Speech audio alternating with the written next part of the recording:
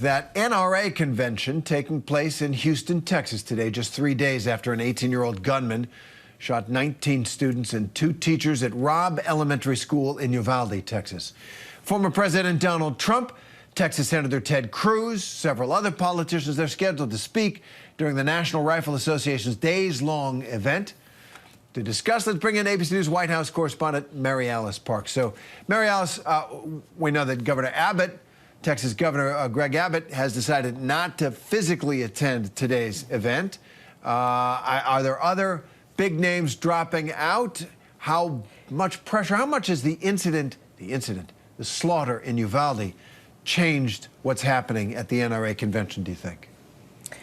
Yeah, Terry, I think it's important to note that Abbott hasn't completely dropped out. He's not going to appear in person, but he is still sending a video message. Texas Lieutenant Governor Dan Patrick just today did, though, officially pull out of the event. He wrote, "While a strong supporter of the Second Amendment and an NRA member, I would not want my appearance today to bring any additional pain or grief to the families and all of those suffering in Uvalde." That statement strikes me. It's so telling. On the one hand, these politicians, some of them, especially in Texas, very aware that their presence at this convention could, as he wrote, bring additional pain or grief to the families, but also in that same statement wanting to make sure that he underscores that he is still a proud supporter of the NRA. It just really gets at this tension, this unbelievable just sort of political divide right now. I don't think that we're gonna see much of a difference, to be honest. I think that we still have a lot of these high-profile Republican governors and senators that are planning to speak, and like you said, former President Trump is the keynote. It's hard to imagine that we see some change in tone. That has not been the case after other mass shootings in the past.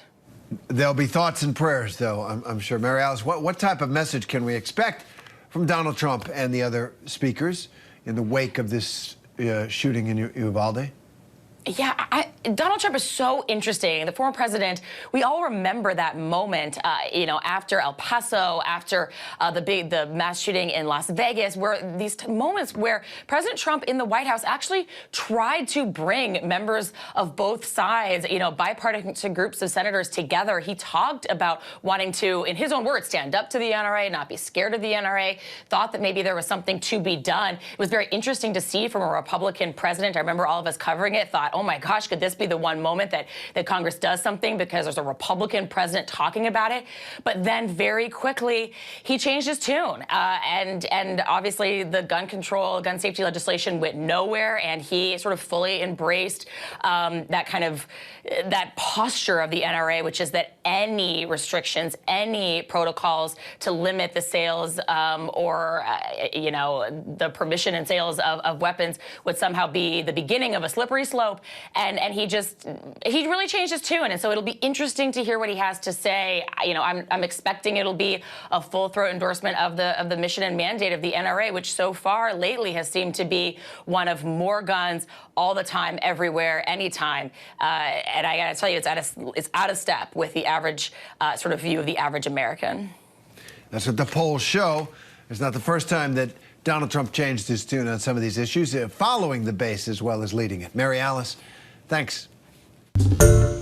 Hi, everyone. George Stephanopoulos here. Thanks for checking out the ABC News YouTube channel. If you'd like to get more videos, show highlights, and watch live event coverage, click on the right over here to subscribe to our channel. And don't forget to download the ABC News app for breaking news alerts. Thanks for watching.